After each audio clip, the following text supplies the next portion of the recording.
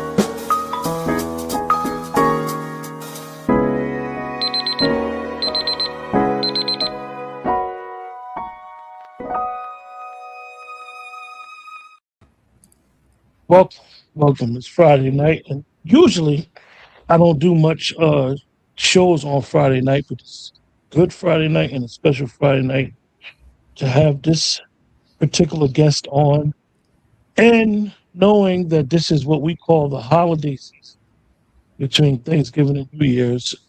This is a season where a lot of us reunite or tie the ties of family, friends. It's the time where we gather. Just today, I was talking to a friend of mine and I was out and I was like, it's amazing how many people eat out, where we as Black people, we just believe in eating amongst family. Our family gatherings are always who's cooking, who's coming over. And this is the time where people talk about who's going to college, who's pregnant, who's having kids, who's about to buy a home. However, the tough side of that sometimes is when we lose people during this time of the year, or any time of the year. You really start to reflect on those memories during this time, because these times bring back a lot of memories of camaraderie with your family, like I said, a lot of great memories happen during this time. Definitely, if a certain person knows how to make the potato salad just right, everybody loved that potato salad. Nobody could duplicate the potato salad, but that person isn't here. And these are some of the things which is,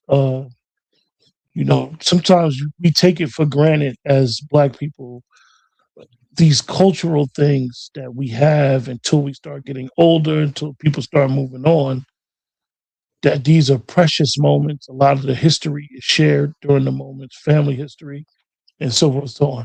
But anyway, I have a very good guest tonight, Aja, and she's here to share with us her experiences with dealing with grief. She is an author to be, book is due out shortly. And we have a bunch of questions that we're going to entertain, and she's going to explain to us about grief and dealing with grief and being able to understand that going through grief, you're never alone. You always have somebody may have went through the same thing. And one thing about grief, there's no correct way to go through. Yeah. So Aja's here, and we're going to have a conversation. We're thankful that the internet is working right now. Good. So, Aja, before we Thank even you. get into anything, how are you doing today? I am so good today. And I want to say thank you for having me on your show. I can say, hey, I was on your show before anything, before my book is launched. So you are very special and you are very blessed. And I am very blessed to be here to talk about this. And today, This isn't your first time. This isn't your first time, actually. Well, to talk about my book and everything else. I know Dr. Short and I were on your show before, but I want to say thank you for reaching out to me. I just want to have a question. Does my lighting look okay? Because I changed the color. Yeah, it looks fine. It looks Okay. fine. Okay. Because different parts of my house are dark. So it's like, What's funny is I actually do my show sometimes in the light, but I have a light sensitivity, and okay. I'm literally sitting in the dark, and the only thing that's on is my screen and my board, because of my light sensitivity. Sometimes Okay. No worries. I'm But glad you are well, good today, and today was a very good day.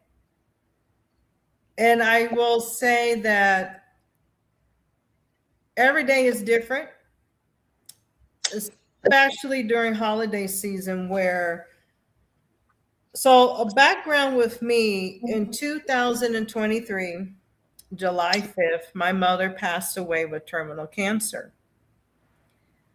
He was diagnosed within 2 months and they weren't able to treat her. So she had to come home on hospice. Prior to that, our great uncle, my uncle Fred, my grandmother's brother, he lived with us and and cancer. And he passed away a year in 2022. Prior to that, my grandmother, who I lived with all of my life, me, my mom, and grandmother lived together since I was a baby. She died of cancer. Prior to that, my uncle Artie, my mom's baby brother, and prior to that, my grandfather. So back to back to back, and then other family members. My aunt Z, good friends, my cousin Elbert, my cousin Sterling, who lived with us. All this death, and a lot of good friends within the past 3 to 4 years around me died of cancer or different health issues. But the day that my mother died is when my life turned around because it was always me, my mom, and my grandmother all in one roof, no breaks. I didn't move out, come back a year later, or anything like that. We were a community. So when you were talking about holiday, my mom was the potato salad. Nobody else could make the potato salad but my mother. And I'm not saying hers was the best, but not because she was my mother. I can't even duplicate her potato salad. I'll have to continue to practice and practice. Same thing for New Year's. My grandmother's from Louisiana. She made the gumbo. We had gumbo, hot water, cornbread, black eyed peas. Every Thanksgiving, Christmas, holidays, we were the house to come to. Because my mom and grandmother, I was like the assistant chef, like the sous chef and the taster and the one who went to the store, but they did majority of all the cooking. So when you were talking about coming together as family, even when we ate, we had people over, or then after we ate, we went to LA and we visited other family members. And it's always been a huge thing within my family for every holiday. Or people come out here too and eat with us. So when we deal with holidays, I could be okay during the year, but as after when October hits or September, I'm like, oh my God, now I'm really by myself, me and my two little dogs. And just FYI, if my little Yorkie starts barking, I have to go on mute because she's neighborhood watch and she's looking outside. So my other dog, he's asleep. But when we start to realize that our elders, our parents, our grandparents, our loved ones, even people's siblings, people I know who lost brothers and sisters, and your whole entire family, and I'm talking about immediate family, starts to shrink and shrink and shrink, and you're just like, what do I do? And this will be the second year. The first year, that year was extremely hard for me. I just cried. I didn't want to eat. I didn't want to go anywhere. I just cried. I don't even know what I ate. I think a friend of mine brought a plate over, and I didn't even want to eat that because I'm like, this ain't my mama's cooking. This ain't my grandma's cooking. Not that it was bad food, but this ain't my mama's cooking or my grandma's cooking. I mean, I did pick on it, but it wasn't the same. Same thing with Christmas. I was able to say, okay, let me make a little something to eat, but it still wasn't the same. Last year was a little bit better. And then this past Thanksgiving, I said, you know what? I'm going to go to the store, get me a small little turkey, get me the trimmings. It wasn't the same, but I said, okay, I'm going to make the best of it this year for me, Fanny, and Coco. Those are my dogs. And so for Christmas, I'm going to be with my great aunt, who is 91 years old. So I'm going to be around family. But that first year, and I tell everybody, when you lose your mother, I mean, my dad's passed away too, and my older brother. But when you lose your mother, that is a unreal feeling. I woke up at 5:30 in the morning, the day after 4th of July, and my mother was not breathing. Mm.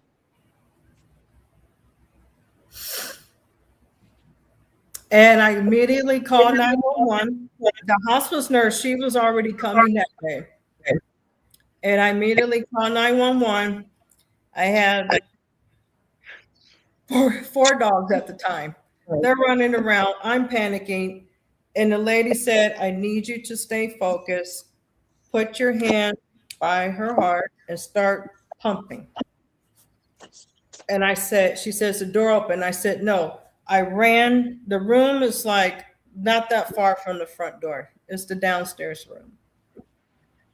And I unlocked the door and I rushed back in and I kept pumping my mom's chest.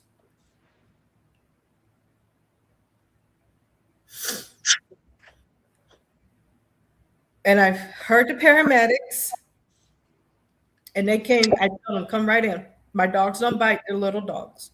And they came right in. And another guy, he was a firefighter and he was really sweet. He put my dogs up in the back for me.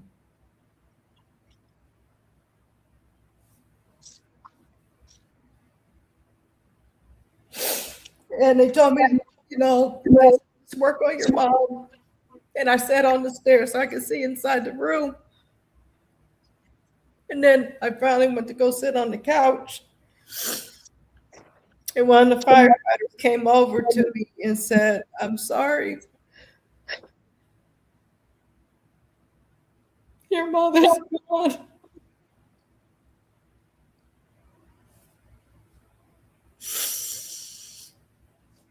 And I said, no, she had a thing because she was on the hospice to resuscitate. And they said, no, sweetheart, she's been gone for a little bit. We can't resuscitate her. And right then the hospice nurse came in and we have a family friend, John, and he was on our emergency contact. He lives down the street and he came over right away. And so, hospice nurse and the fire department, they talk. And so when you're on hospice, and hospice takes over after you pass. And so the nurse did call John and said, and of course the police had to come over because they have to make sure there was nothing. That's just part of their job. Yeah. And so John called my aunt because we had a list and a protocol. And right then I said, my mother's never coming back.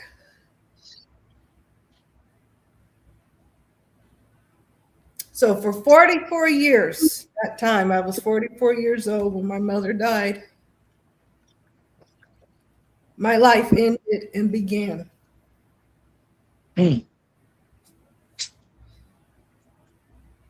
44 years with my mom and my grandmother because my parents got divorced when I was a baby, and my mom moved back home and never left. So 44 years of three beautiful women, they were gone. My mother was only 6 years old when she was diagnosed with cancer, stage 4. And the hospital said they didn't know where the cancer originated, and they were really trying to find if she had pancreatic cancer or lung cancer. But because she had a lot of fluid in her lungs, all over her body, and she just started to deteriorate, they told me after the 3rd hospital trip that it's best to put her on hospice. Mm. But going backwards, when my grandmother got sick, she was 89, and my grandmother accepted death. She said, I lived my life. And it was me, my mom, my grandmother, and my Uncle Fred. So we were all worked as a team. So a week prior to my grandmother passing, she called me in her room and she said, Muffet, that's my family nickname, Muffet. I'm shutting down and you're going to wake up one day and I'm not going to be here. And I said, that ain't going to happen. And soon enough, a week later, she passed. But she already accepted to go. Same thing with my Uncle Fred. He started out with dementia and then he started losing a lot of weight. So now it's just me, my mom, and Uncle Fred. And then my mom was a retired nurse and so was my grandmother, just FYI. She got him into the doctor and they said his cancer came back. So he started to deteriorate a little bit more faster too, where the cancer metastasized to his bones. And my mom and I, we were and he was on hospice here too, so was my grandmother. And he ended up being bedridden. And so my mom was his primary caregiver, and I was the alternate plus the hospice. And he just went down to bone where he couldn't move anymore. He couldn't eat anymore. So then finally his hospice nurse came, Miss Lulu, took care of my grandmother. And she said, it's time. And I'm thinking, time for what? She said, he's gone. And that was the first time I've ever seen anybody, not even my mother or my grandmother or anybody, a human being, to take their last breath. I said, wow. But it was a very peaceful moment, and Uncle Fred accepted. He said, I'm going to watch over you girls, and I love you guys very much for taking care of me.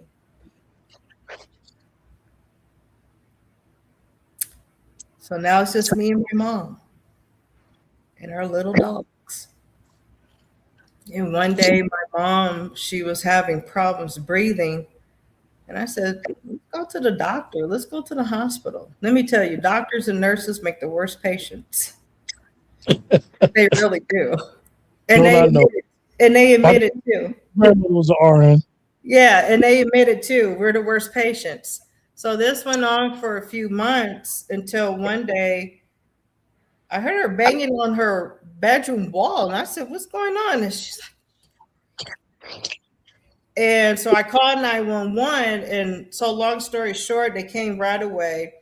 She had a big team of doctors in the ER. And I'm like, wow, this is serious. So they said she had fluids in her lung where it shifted her heart. It was hard to find. They had to put drain tubes.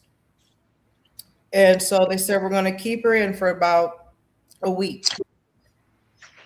But the 3rd day, she said, are you coming up? And I said, yeah. She said, come now because oncology's here. I said, oh, okay. And they said, your mother has cancer. And I'm thinking like maybe stage 1, stage 2, or stage 3, stage 4. So the fighter I am, because my Let me ask grandma. you, let me ask you a question. And I always ask this when I talk to anybody about cancer. When you heard stage 4, did you realize, oh crap, this is serious? No, the way that my mom and grandmother educated me, because they were both nurses, they said, I want to talk to another doctor. Keep advocating. Because not to say that that wasn't true, I want to hear it from another doctor. And I want other tests done. Because my mom, she was kind of in and out. And she kept pointing like, please listen to my daughter. Because even my mom was in shock. And so they said, okay, we're going to retest again. It's going to take like a few days or maybe a day. And I said, okay. Went back up. It is stage 4. And this was the head of oncology. Because I said, I'm not taking your word. I want to hear it from another doctor with another test. And I always tell people, don't take that first diagnosis. I was taught that way. Ask for another one or another doctor. Oh, so then I called all the family because my mom was still in the hospital. And she went back and forth quite a bit within a month because of the fluids in her chest. So that's when they told me there's nothing else they can do for her. Not even a treatment.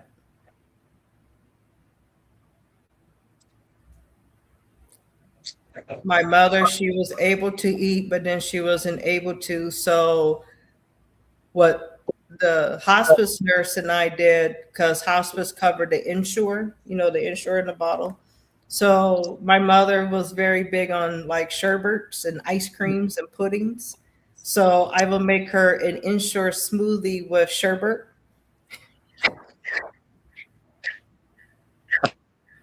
And she loved it. Pudding. She loved her pudding.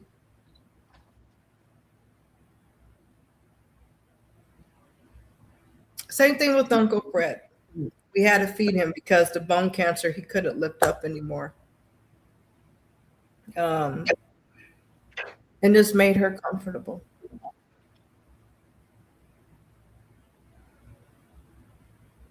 But I prayed and prayed. But one thing my mother told me before she got diagnosed, my mother was a real woman of God. She came in my room earlier that year and she said, it's strange. She said, I was told to come in here to tell you you were entering your Job season. The book of Job. I didn't get it. I didn't realize it. Everything started happening. So when my mother died, hospice was gone. My family was gone because they came out. I was alone. I went in her room and got her Bible, and the bookmark was in Job. And it didn't really stick to me until a few months later. I said, let me keep rereading Job. And even when my mother could still talk, she said, have you read Job? Have you read Job? I didn't. But I said, yeah. But I really didn't. She said, read Job. She kept saying it, read Job. She said, no matter what, just keep praising God. So when it comes to grief in your immediate household, I tell everybody, read the book of Job. It hurts. You saw I was crying. Cry. Cry.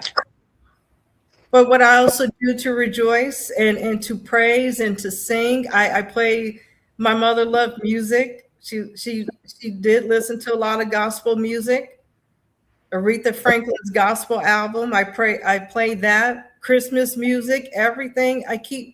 This year I have kept my house alive. Did you let me ask you, because I know that one of the most crucial times is immediately after they move on. Yeah. And you start to, like you said, you start to realize, like, they're not I'm in coming back. this house by myself. They're not coming back. I'm not waking up from this dream, even though it's not a dream. This is reality. When did you realize, okay, Aja, even though you're still grieving, it's time to start picking up the pieces and picking up the pieces. And I mean this, and I question this in a way of not acting like it didn't happen, but realizing that now, Aja, this is, like you said, the old Aja, the daughter, was no longer. No. Now, that's perfectly said. That is so perfectly said. Yeah.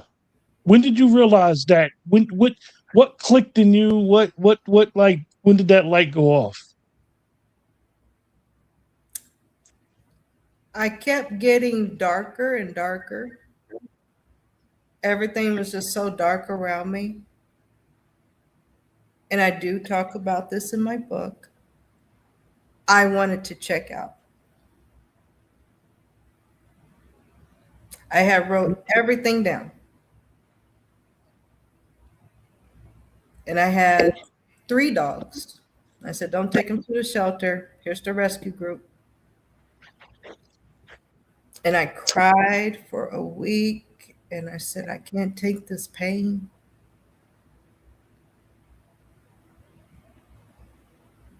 And I just kept crying to God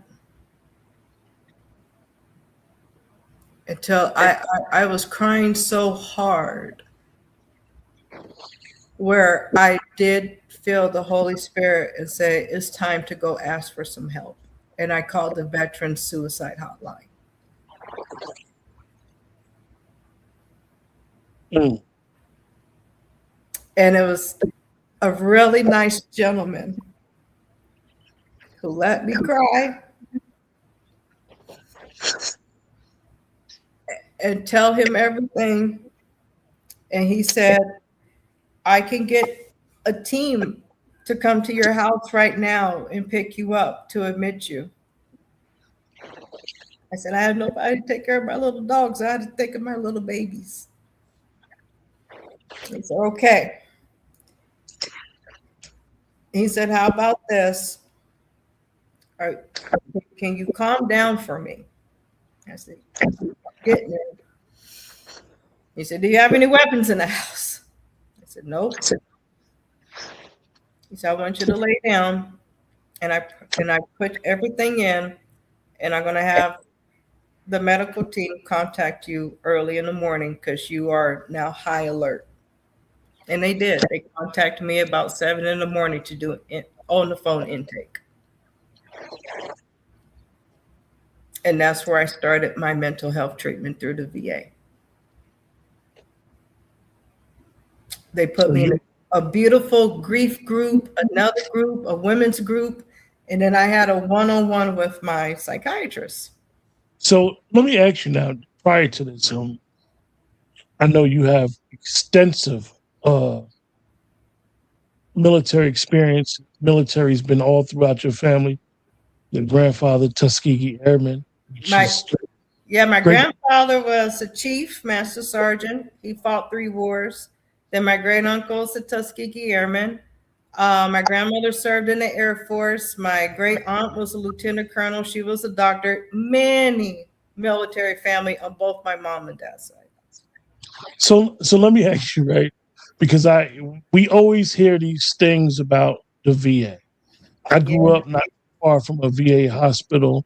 I actually live in a town that has a VA hospital that's very popular in this particular area of the country. And we always hear bad stories about how they treat the veterans. And was this your first experience of using the VA for any resources? Yes. My first ever time. Now, so when I was going through intake, they said, "Oh, do you have your veterans benefits and stuff?" I said, "No." They said, "Okay, let's get you started to get your VA benefits." Okay, so the treatment for me was great. The support team, the doctors, my groups, everything. But now I'm dealing with to get my monthly benefits. If you go through my Substack, you'll see I was writing like, okay, I'm dead broke. My house is going to foreclosure. I have no money. And you guys, what really got me with them when they said, well, we can't find your military record. How? So, long story short, I might write a whole nother book on that. I said, okay, I got to put on Sergeant Smith's hat, my boots, everything, because now y'all are really ticking me off. I'm broke. And so I had to file a congressional complaint. Dr. Short was helping me with the connections he knew. And then they said, well, we can't find a unit that you're claiming for this. I said, oh, hold on. Because I was a personnel security manager. And guess what? I still had a copy of my own background investigation. And trust me, Q, I tore this whole house up. It took me about 2 days.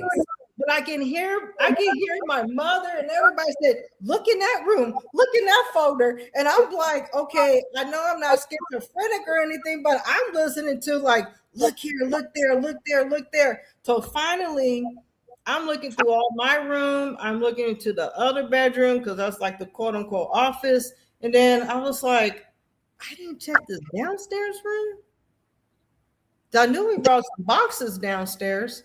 So I'm digging through that and I'm like, where's my security package? So I went back on the couch. Me and Miss Fanny looked at each other. And then she went into the room. I think it was a sign. Thank God was like, go back in there. She'll follow you. And I saw a blue folder just like stuck in a little crack. I pulled out that blue folder. There goes my security package. There's my units. There's my deployment. You cannot lie on the security package. I had a top secret. Okay. You can't lie on it. So I scanned it in. I messaged them. I said, here is everything. You cannot lie on this. Okay. Still. So finally, another doctor lady did another eval on me. And so she said, okay. She said, I see this has been going on way too long. We're really going to expedite you. Yeah, I'm broke.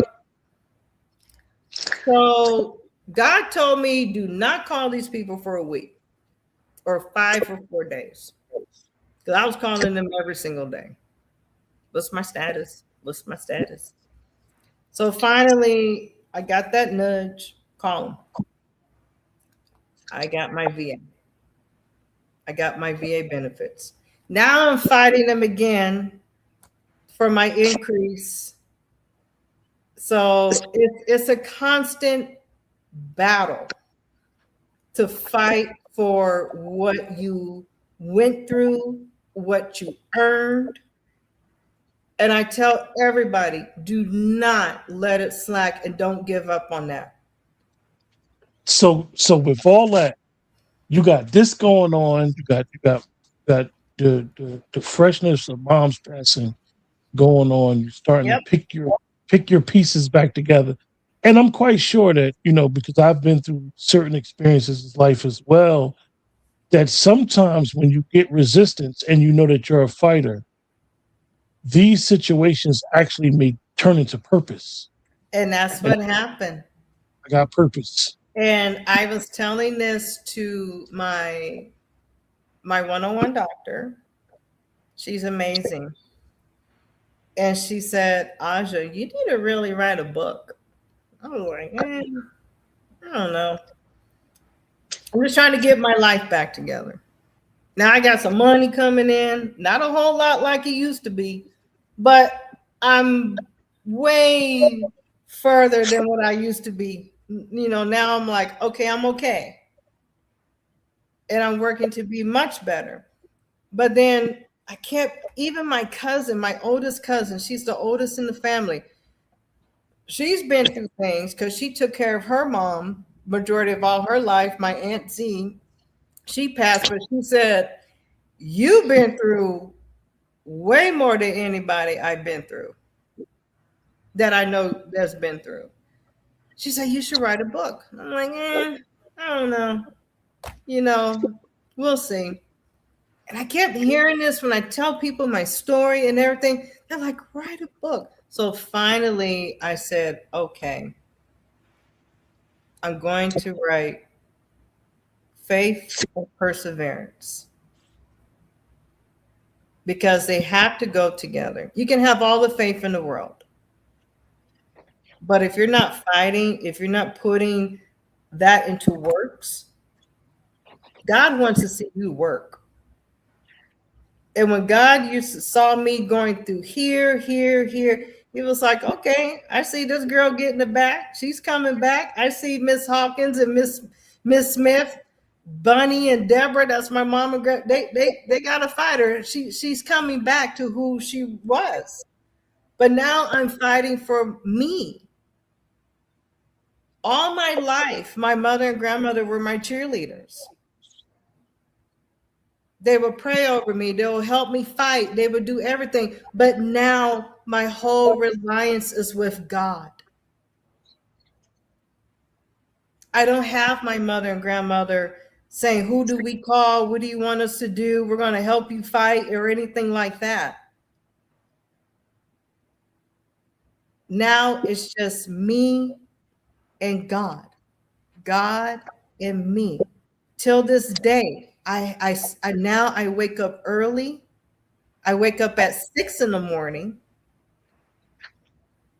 and I have a purpose every single day. And I was writing. Now I'm back into school. The VA pays for my school. I said, I have to fight. Now, do I take breaks? Breaks, not slacking. Just a break, yes. We were talking about that, but we were talking about that before we went live. Like, yo, if you're living in today's world, and this is for everybody in the chat that's watching, do not be afraid. Do not be afraid to unplug. No. One of a good friend of mine, and he does podcasting as well, does YouTube channel. We disagree on a lot of stuff. He was a major for communications in college. We disagree on a lot of stuff, but I look up to him as a mentor.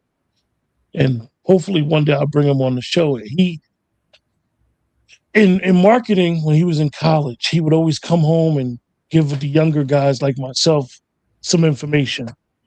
And he had recommended a book a while ago. It's called Over-Consuming Yourselves. Oh. And I say that in retrospect to what I just said about, we don't realize that sometimes we need to take a break. Yes. Unplug, because when you think about it, you are being programmed every day. I mean, you turn on TV, the radio, every tool that you have. So prior to our show, me and Aja was talking about I took a break, but even before the show, you guys, I didn't have no internet service for about 3 hours. And I was just sitting in the living room, just sitting there. I was on the phone, but I was just sitting there, and you'd be amazed at how many things that you use, devices, phones, computers, stuff like that, where you're consumed by what you see, hear, take. So don't be afraid to take a break. I just explaining how in her journey, she, hey, I'm taking a break. I had to. I had to learn to say, okay, I have to breathe. And trust me, adversary still comes at me. I'm still fighting for other things. But I learned how to say, I will I will turn off everything in my house. TV, whatever sound, everything in my house. And I would just sit there and I said, I have to listen to God. He'll tell me to move. He'll tell me to stay still. He'll tell me to be quiet. He'll tell me, oh, go cut some roses in the backyard. Go take Fanny for a walk. And then I kid you not, when you start listening to God, and I mean, you will know when God is talking to you in the moment of silence. Okay, I need you to go do this. And when you do this, it happens. Or I need you to pivot. And I pivoted so many times in my life. But I said, this is a time where I want to tell my story. I want to help other people to understand it's God's time, not your time. There's so many other things. I said, I'll reminisce things back in the day or talk to Dr. Short about things back in the day. But now it's time for me to move forward. It's time for me to say, now it's just me. I don't have my mother. I don't have my grandmother. I don't have no one in my household. It's just me. So your doc, And I'll admit, sometimes it's like, I look at my dogs and they look at me and they're like, okay, we're tired of looking at you. They're like, lady, you don't have nowhere to go. I'm like, no. I go take a walk. I go talk to my neighbors. I keep myself occupied on positive things. I keep up to date with everything too, but I said, now let me take a break from social media and let me go relax. Let me do some things around my house. Let me think about what I'm going to write next for my Substack. It's so much, writing is so therapeutic. It really is. so when you realize, like, our book could be not only just a memoir of what I went through, but to be able to help one person. One person. How was that? How was that when in writing? Like, yo, I think I could really help somebody, or I'm really getting a lot out of my own by writing. I'm learning and I'm discovering about myself. It goes back to my military career. I had a very, very sweet young lady. And still today, we're friends on Facebook. We keep in touch. She tells everybody, if it wasn't for Sergeant Smith mentoring me, and then when she first came to the unit, she came on a weekday. So my boss was like, hey, help her in process, show her around the base. Okay. Very sweet young lady. And as I got to know her, she always asked me questions, and she said she wanted to get into the medical program because she wanted to be a nurse. So I said, oh, my grandma's a nurse. My mom's a nurse. And so I would ask them, what should I tell her? So I helped her get into the Loma Linda nursing program. And she got into that. And so when she invited me to her graduation, she became an RN. I cried. I was like, this is my baby because she's younger than me, like a little sister, And so next thing you know it, of course, I got out, I moved on. And so she found me on Facebook and she said, guess what? And I said, what? She said, I'm going for the PA program, physician's assistant. She said, if it wasn't for you pushing me, that one young girl pushing me, I would have never done this program. So I made a big, now she's like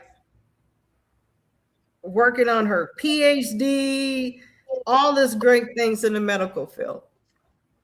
And she tells everybody what I told her, and she's helping other young girls, other young ladies.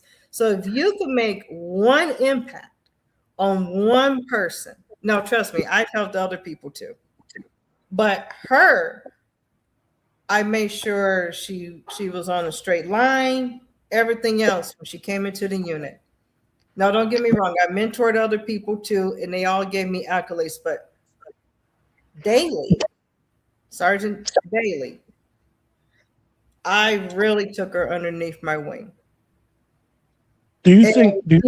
she implied she used everything that I taught her for other people too. So my one impact with her is now multiplied to many, many, many other people connected to her and connected to them. So my book, to impact one person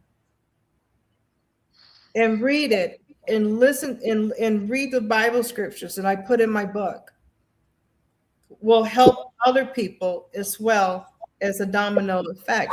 I do believe in that. I do Let me believe in that. let me ask you about your some of your military experience. When you decided it's over, put my time in. Did you feel like that's who you were, and you like, okay, I put my time in. Sergeant Smith is over with. That was a different phase in my life. But at the end of the day, to those people that were under you, you will always be Sergeant Smith. Always say, it's so funny. Somebody found me on LinkedIn. They say, "Hey, Sergeant Smith, how you doing?" I will always be Sergeant Smith. Everybody, even the people who were above me in rank, in my grief group, I saw one of my old supervisors because her husband had passed away.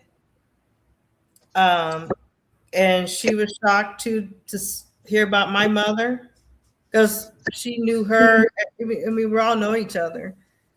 And I said, "Hello, senior." She's like, "Sergeant Smith." And of course, everybody was like, "You guys know her?" Yeah, she was one of my supervisors and one of my mentors. And here we are both in grief. But it was so cute. She said, "You can call me Rhonda, Sergeant Smith." I said, "Okay, Senior Sumlar." And it's a camaraderie. It's a family where you never lose your rank. When I die, my rank will be on my headstone. When I die. Same with my grandfathers and everybody else, even when I die, it will say Tech Sergeant Aja Smith. So it will always be in me, and I'm proud of it. Because when my mother died, when my mother went to the Lord, I had to finally take control back of my life and be Sergeant Smith again. But not only Sergeant Smith, I had to be Bunny's granddaughter. I had to be Deborah's daughter.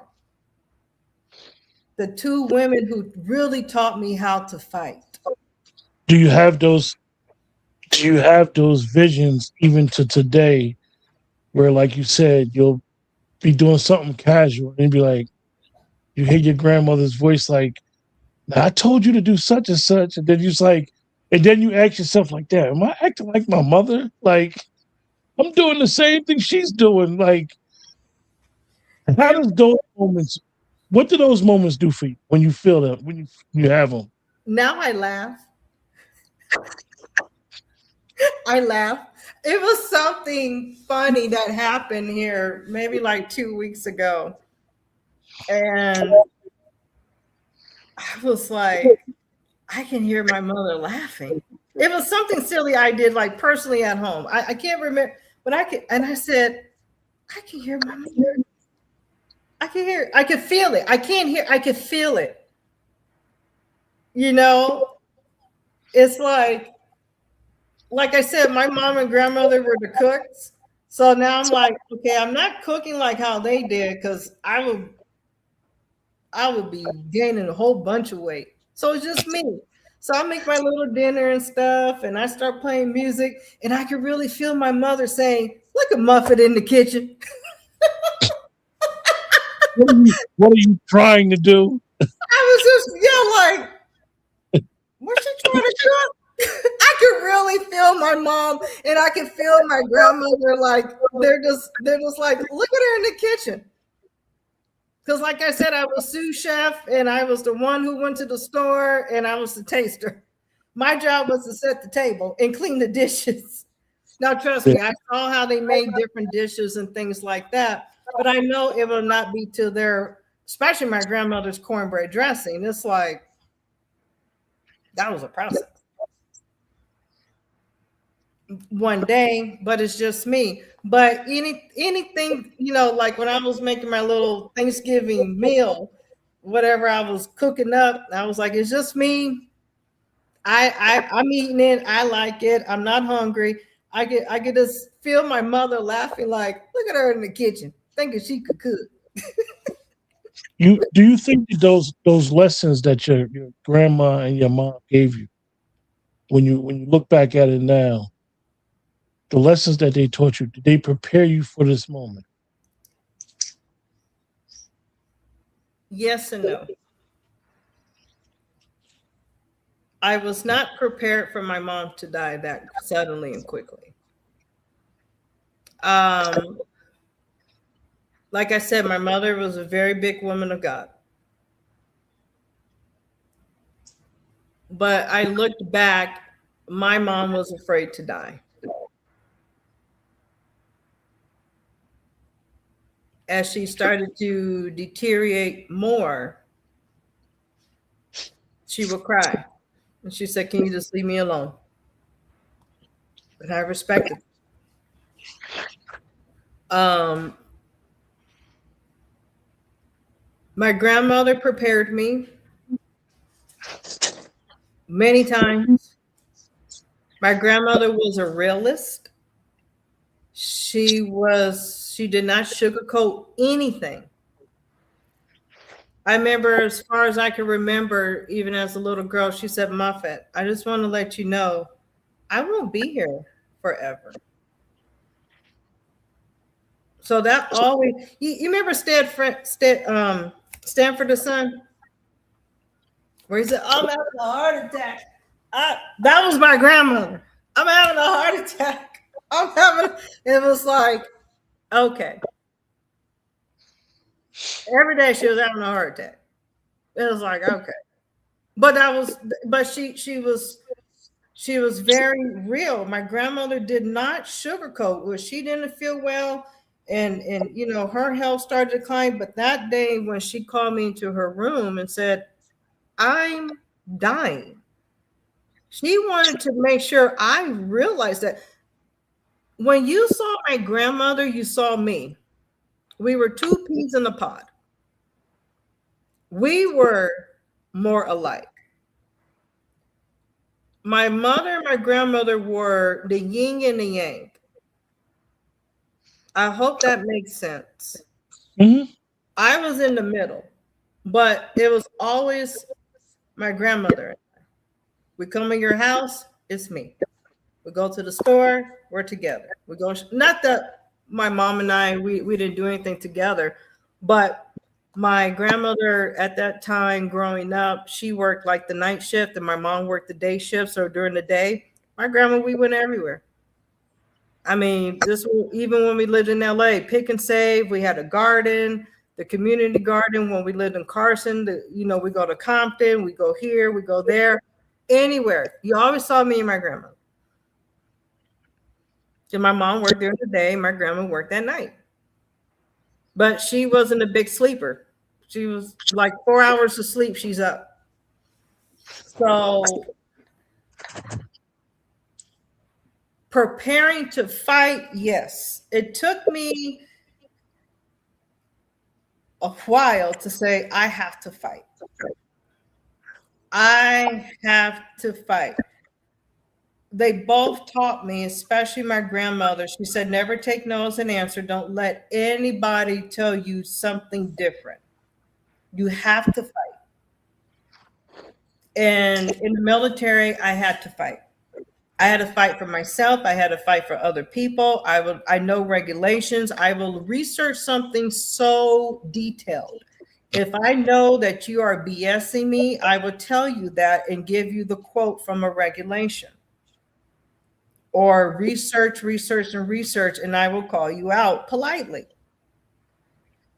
And that's how I was raised. But to prepare me with my mother going, that part was unexpected, not only with me, but the rest of my family. Because my mother was never sick. She's never been in a hospital. She's never had like a heart attack or stroke or anything, or I have to go to surgery, none of that. My mom, only time she was in the hospital was having me. Everything she went through, like even sick, maybe she went to the emergency once to get antibiotics.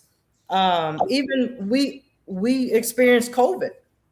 I had COVID, my mom had COVID, Uncle Fred had COVID, and my mom said, I am not going into the hospital because she knew what we were doing in the hospital. So we wrote out COVID except for Uncle Fred. We had to rush him to the hospital. And he pulled through. But preparing to fight, yes. But preparing for my mother's death, no. My mom was 66 years old. Her big plan was, I'm going to travel. I'm going to live for me. And I was even starting to help her, get her birth certificate and everything because she needed a passport. She wanted to go on a cruise. She wanted to do this, but she just kept getting sick. And she said, oh, I said, let me take you to the hospital. No. And so that did not prepare me because I thought my mom was going to live till in her 80s or 90s. We would be here together, and she's making her pound cake right now. Oh, my mother could make a pound cake. I'm not saying it because she's my mama. Everybody tell you Dee Dee could make a pound cake. Even my Aunt Barbara, she said, what's your mother's? She said, ooh, I was thinking about your mother's pound cake. Or she make a whiskey nut cake with her Seagram 7. You getting drunk off a cake. And her tea cakes. And we're more decorating. My mother's death, I was not prepared. So, but I learned from it. Because life at any given moment will throw you a curveball. And you have to learn how to adapt. It may take you may do it quickly, or it's taking me 2 years. Some people may take 5 years. Some people may take 10 years. But I had to learn to say, okay, let me get back into a routine for my own health, my own mental health. Let me get up. Let me put on clothes. Let me do my hair. Let me start going back to the basics and how I was raised. And it's taken me 2 years. And everybody is different with that. And that's okay. That's okay. Well, I know people, I had an old boss, his mother died and then his dad died like 2 months later and he back to work like nothing happened. I'm like, but everybody is different. Like literally his mother died and then 2 months later his dad died and we're like, are you okay? I'm fine. We're like, okay. And everybody handles grief so differently. Everybody does. I remember when my mom died, we had a Shih Tzu named Charlie. He died, and then the week after, one of my great aunts died. So we had 2 deaths and 2 funerals in our family back to back. My aunt Sheila, she was sick, she was old, she passed away. But everybody will say, "I can't believe Dee Dee's gone." Even at my aunt Sheila's funeral, people were like, "How are you holding up?" But I wasn't. I just had a funeral for my mother, but I'm being strong for Uncle Billy. That's my uncle. Um, and Sheila, she was very sweet. And then that following year, that same year, my other dog died. And that's where I lost it. I'm like, oh Lord, what is going on? Did I do something? Do I need to repent more? What's going on in here? But I go back to what my mother told me prior to being diagnosed. I'm in my Job season. Because what did God do? He tested Job's faith. So you know what that means now. I don't know how long I'm going to be in the season. But at the end, when God said, wow, Job is really my faithful servant. And he gave Job twice his home. Job did not get his family back. They were gone. But he still blessed him with even more. And I tell people, find scripture that relates, that you can look at, that you can recite, that you can really research and understand. And of course, other scriptures in the Bible. Philippians 4:19, I recite every single day. Every single day. I think about it every single day. Ephesians 3:20, I think about it every single day. I look back at Job. I look back at Esther. I look back at Ruth every single day. And I tell people, God's promise is here. I had to learn patience, real patience. Because before that, I was an impatient person. That was that military in me. Like, you told me 6 o'clock and it's 6:01, you late.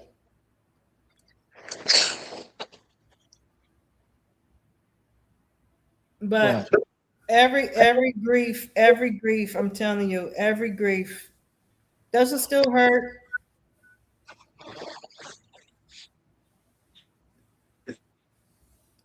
I want to smell the aromas again.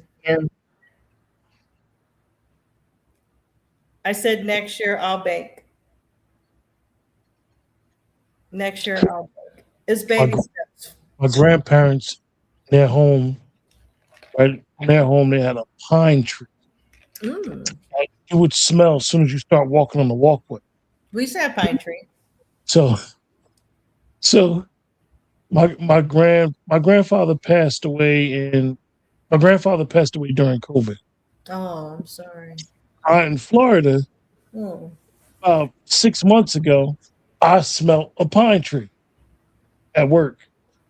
So I went on Facebook, inboxed my aunt and told her, I said, I smelled a pine tree. I said, instantly brought back memories. Yes. She was like, wow. And we always share little, very little things that really, really will trigger you to bring you back to remembering my grandparents, which is my aunt's parents. And it's just amazing how I asked you the question, did they prepare you for the moment for a reason? Because sometimes dealing with that faith, you never know how strong your faith truly is. Yes. It gets tested.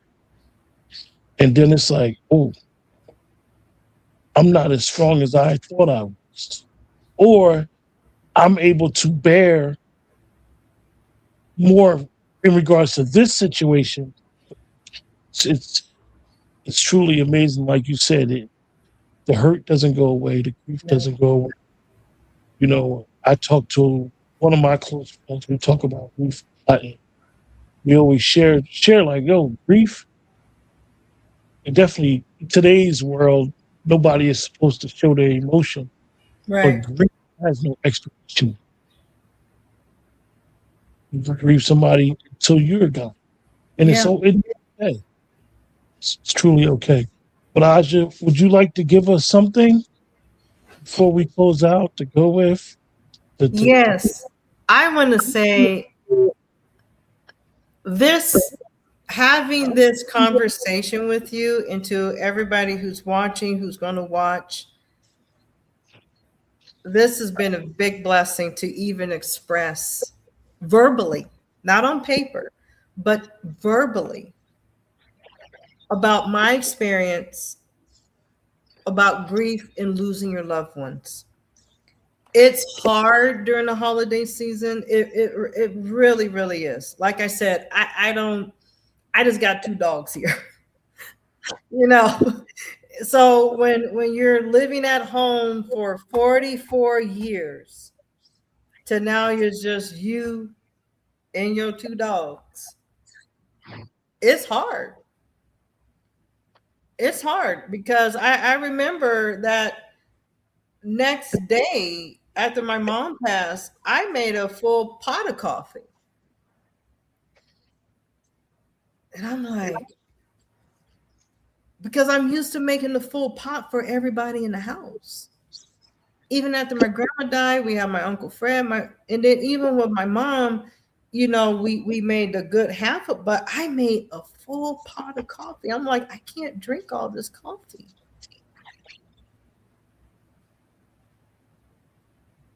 So changing patterns took me a while. Changing some routines for just me took a while. It was times where our family friend, he came over a lot and he said, "Have you eaten?" No. I didn't eat for like 2 days. I'll take a bite of something, like I don't want it. So now it's getting back to, I won't say normalcy. It's getting to get to know myself. It's getting to know, okay, this is where you're leading me, Lord, um, to help other people, to help people find a way to move forward, not rushing. I don't want people to rush, and I don't want people to think I'm rushing, but every hour is what you have to do. I say every hour because I can have a good hour during that time, and then the next 5 hours, I'm in the bed, I'm crying because that's how much it hurt. And right now, writing this book, it was so relieving because for the first time, and trust me, I was always a believer, but for the first time, I had to rely on God.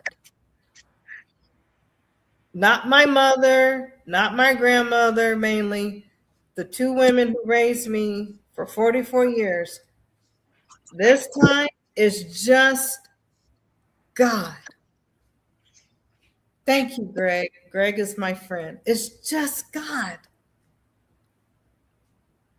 And once we start relying on his promises and everything, it does get a little smoother.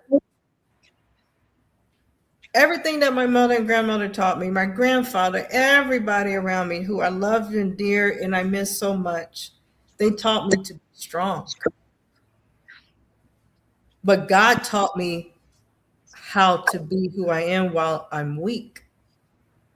I was never taught how to to function when I'm weak. But God taught me that. And he's still teaching me that. He said, you're already strong, Aja. But now I'm going to humble you and I'm going to weaken you to rely on me. And I'm still doing it. I still need you to get up, do this, go take your break. Maybe tomorrow pick back up, or maybe tonight pick it back up. But God has taught me how to be when I'm weak. You know, what's interesting is that we had a conversation in reference to this show last week. And, and I'm just talking to the chat about our conversation. And I thought I was going to bring someone up to you. And I didn't bring her up for a reason. Sometimes when you're in the public eye, we were talking about, for those in the chat, we were talking about Erica. Sometimes when you're that much in the public eye, she's trying to run an organization and she's still in her grief. And not just using her, but using her for an example is sometimes when you have the celebrity or the famous person, anybody, when they have to grieve in public and you see it, it's like, I know what that person's going through. I can't do nothing for them because I can't touch them. I can't talk to them. You can't hold them. You can't do anything. You sharing your journey through a group chat. We're in a group chat together. Made me want to explore you coming on the show and talking about it, because this is something that's dear to me. This is something that I, in spite of what anybody may think like people do, is that we all go through stuff. We all go through grief. You see people go through it. And now I'm in a different space where I see it. And I just think that world and people around are just, a lot of people are hurting. Yes. They don't know how to ask for help, and they don't know how to say, yo, I'm hurting. And me, I'll be honest with you. My mom died in 2018. I don't think I've ever grieved it. I've had other people die. I've grieved over a cousin more because it was, like you said, very sudden. Yes. And to this day, I'll be like, man, I'm waiting for him to call me and be like, cuz it was all a joke. Like, I was trying to I'm here. But I know it's not going to happen. And then, we lost him during COVID and it was out of state. I couldn't get there. And I say that to say that grief has no expiration date and nobody knows what person and how they're going to grieve. And you have definitely. My grandfather battled cancer for 17 years on and off. Yeah, he even amazed the doctors. So when I deployed, it was right before I deployed, he went back into the hospital because the cancer had now metastasized through his body. So when I deployed to the Middle East, I got the Red Cross notification that my grandfather had died. I said, okay. So my commander at that time, long story short, he told me, tell me about your grandfather. I did. 3-war vet, fought the Nazis, went to Vietnam. I mean, seriously. He was a gunner sergeant, did the Berlin airlift, all this stuff, everything about my grandfather. He was like, wow. He said, well, why don't you take an extended lunch? I said, okay, thank you. So when I got back to my desk, there was a plane ticket. So what's this for? So you can go home, Sergeant Smith, and bury your grandfather, Chief Master Sergeant Hawkins. He said, you have 4 days, 4 or 5 days, and you have to come back. A round trip ticket. And I looked at it, I was leaving in 3 hours. Colonel Arnold. He was one of the best commanders I've ever worked for. Because during that time, his mother was dying. So when I got back, that next day, his mother passed. And he was gone for 2 weeks. He can do that. He's a colonel. And I remember when he got back, it was just him and I at the office. Everybody did whatever, I don't know where everybody was at. And he said, and I went in there, he said, sorry, just me at my computer. I was like, okay, let me see. And he looked at me. He said, thank you for teaching me about family. Because he said he was close to his mom and he loved his mom, but he didn't want to go back and bury his mother because he didn't want that pain.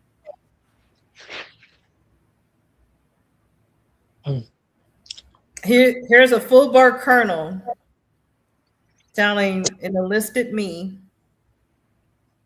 He said, when you told the story of your grandfather and how much he was Mr. Christmas to you and everything else and how much you loved him, that's where I said, I'm going to go see my mother and go bury her. Because he said she was dying too, but he said he wasn't going to go back. He was just going to let his wife deal with everything. And then he'll grieve when he got back from his tour. But he said, what you told me and how much you loved your grandfather he said, of course I love my mother. He said, that's why I let you go.